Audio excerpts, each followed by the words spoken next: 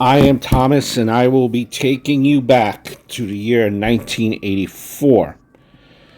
It's a crime that rocked New York City here, and I'm sure it was a crime that was nationwide. It's the Bernard, or rather the Bernhard Goats case, or the subway vigilante. And as we're going back in time to 1984, we will see the former home of Bernhard Goats. There is a picture of Bernhard. So we go back in time to the Saturday afternoon before Christmas in 1984. On a New York City subway car making its run downtown, two black teenagers approach Bernhard Goats. One of the teens allegedly said to the slightly built blonde man, "Give me $5." Seconds later, Goats fired 5 shots from his Smith & Wesson revolver, and 4 young men were injured, one with a severed spine cord.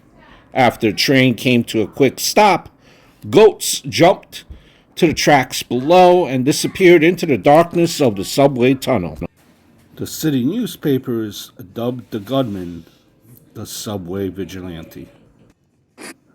So to give a background, during the 1980s,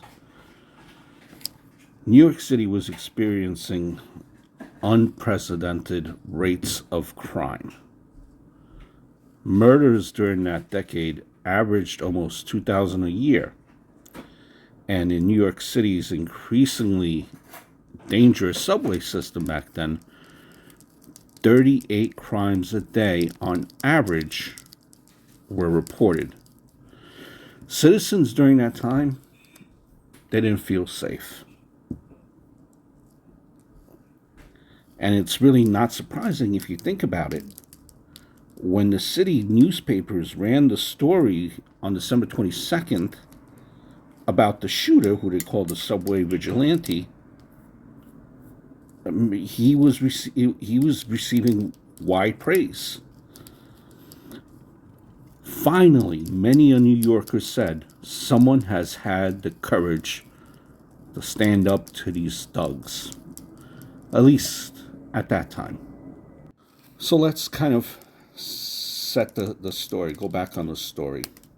Barry Allen, Troy Conti, James Ramseur, and Darrell Cabey, they boarded a subway around 1 p.m.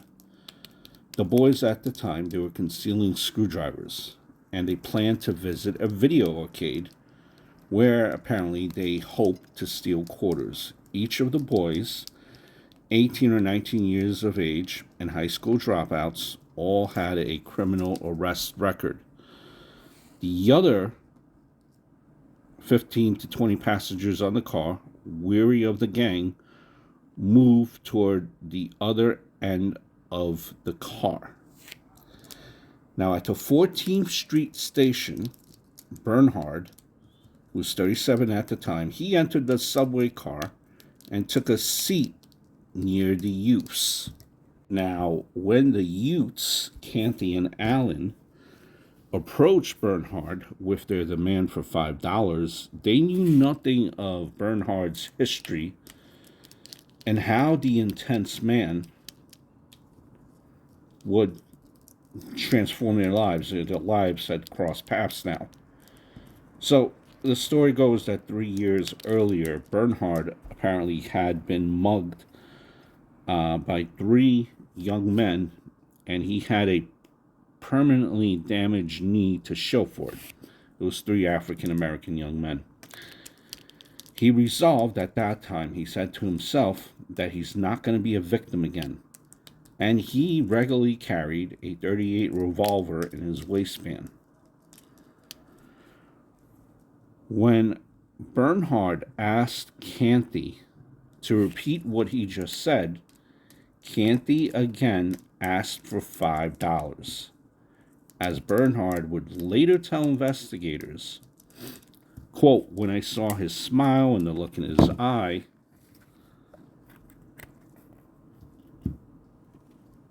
I saw they were intending to play with me like a cat plays with a mouse.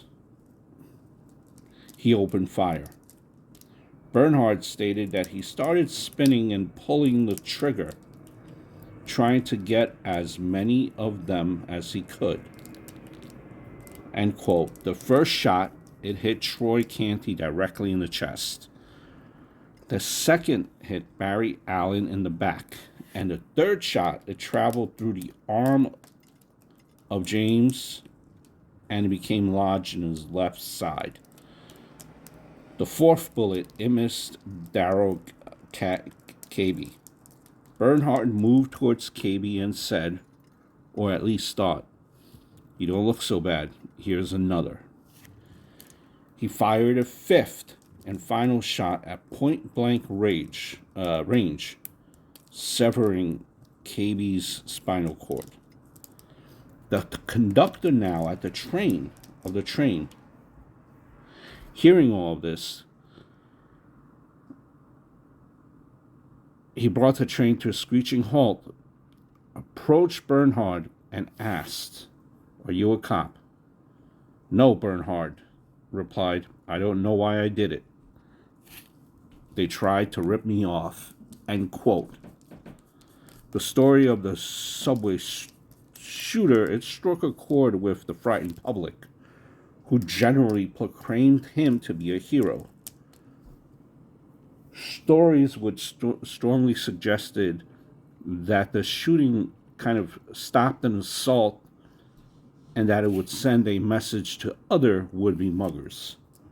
The polls showed large majorities of both black and white respondents sympathetic to the subway vigilante.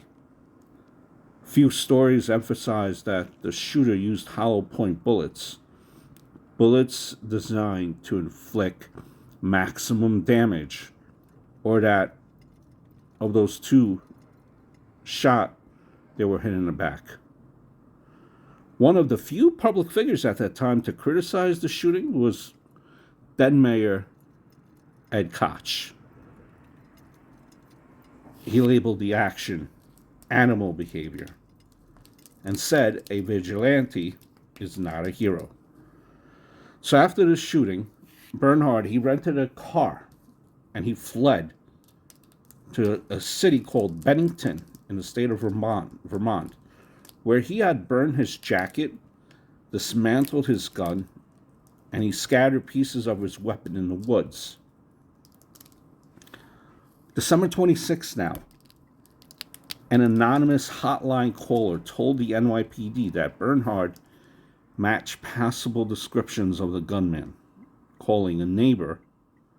3 days later, Bernhard discovered that the police were looking for him. So he decided at that point to end his wandering from one New England motel to another, and he returned to his New York apartment, which was on West 14th Street at the time, where he gave two of his guns to his neighbor for safekeeping, and he picked up some clothes and business papers. These were the four victims of Bernhard, four gentlemen at the time. After a drive back to New England, Bernhard showed up at the police headquarters in Concord, New Hampshire on New Year's Eve and announced that he was the subway shooter that the New York police were seeking. Now, the Concord police, they questioned Bernhard for over 2 hours. In the audio taped interview, Bernhard admitted to firing 5 bullets in the subway and told investigators that he used dum-dum bullets because you need maximum stopping power, quote. After 3 NYPD detectives arrived in Concord, Bernhard gave a second, more continuous and videotaped confession. Again, he was making admissions that prosecutors would rely on heavily in his trial. Among other incriminating statements, Bernhard, he told detectives that after perceiving a threat, quote, he said, I decided to kill them after all. Murder them all, do anything. Wow. So, January 3rd, Bernhard was brought back to New York City and arraigned on 4 charges of attempted murder.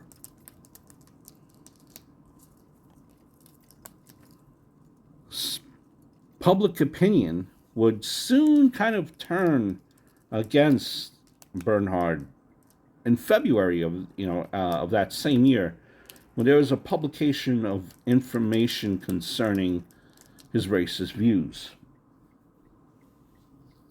He used the N-word. And the words that he admitted to using before he permanently paralyzed Darryl Cabby. Quote, you seem to be doing all right. Here's another.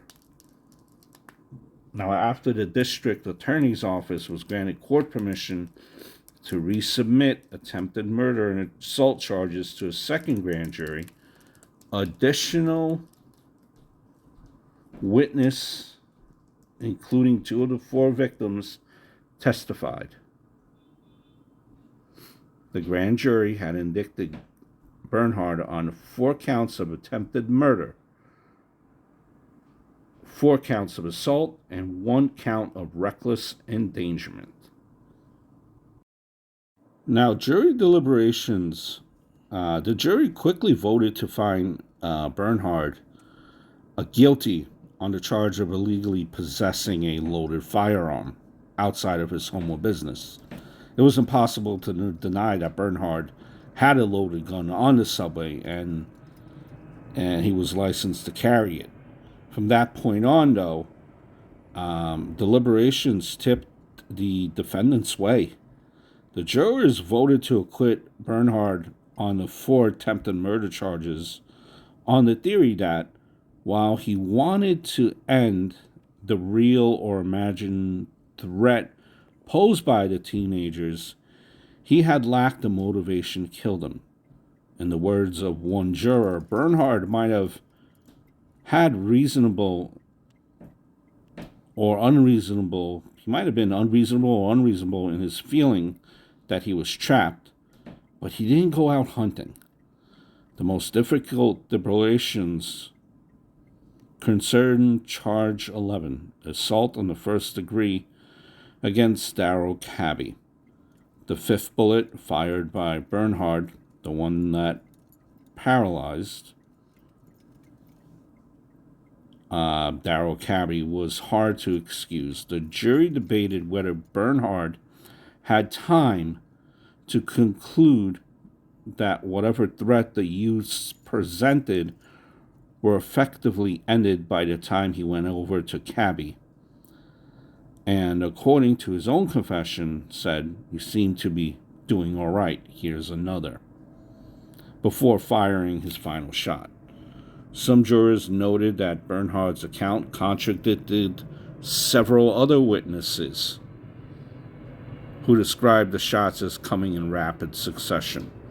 Now, the rapid succession theory allowed the jurors to accept the defense argument that Bernhard effectively went on a quote-unquote automatic pilot after he fired the first shot. The 5 shots were all really one event. Jurors speculated that Bernhard might not in fact have said, here's another, but just had thought in his mind and possibly only after the shooting. Here is the former home of Bernhard in Astoria, Queens, New York. I always say it. I wonder if the people know what type of home they're living in before they buy it. So in the end now, the concept of a reasonable doubt turned the jury to a not guilty vote. Not guilty. So with the not guilty plea, the judge, he had sentenced Bernhard to a 6-month jail term, 5 years probation, a $5,000 fine, 200 hours of community service, and an order that he seek psychiatric help. On appeal, his sentence was changed to 1 year with no probation. He served 8 months. Fast forward to 1996, a New York jury awarded Darrell Cavey $43 million in a civil suit that he had brought against Bernhard for his injuries. I believe that Bernhard soon, if I'm not mistaken, had filed for bankruptcy. Bernhard, believe it or not, ran for mayor of New York City in 2001 and the position of public advocate in 2005, but he had lost badly in both contests. His campaign was offering vegetarian dishes in public schools and worked tirelessly for the cause of squirrel rescue. He apparently installs squirrel houses, feeds squirrels, and applies first aid to injured squirrels. Now, this case stands as a monument to a particular time in New York history, and I think in our culture, a time during which tension over issues of race and crime was at an all-time high. A difficult case. I don't know if justice was served. In a 2004 interview, Nancy Grace asked him, "Do you ever wish that you had just given them the $5? Bernhard replied, "I think it would have been the better thing for me in my life if I had just given them all my money, even though they might have pushed me around and beat me up for a second." But Bernhard then added, "But I think it was good for New York City. What happened was very good for New York City because it forced them to address crime." Bernhard is now 76 years old and apparently still lives in Manhattan.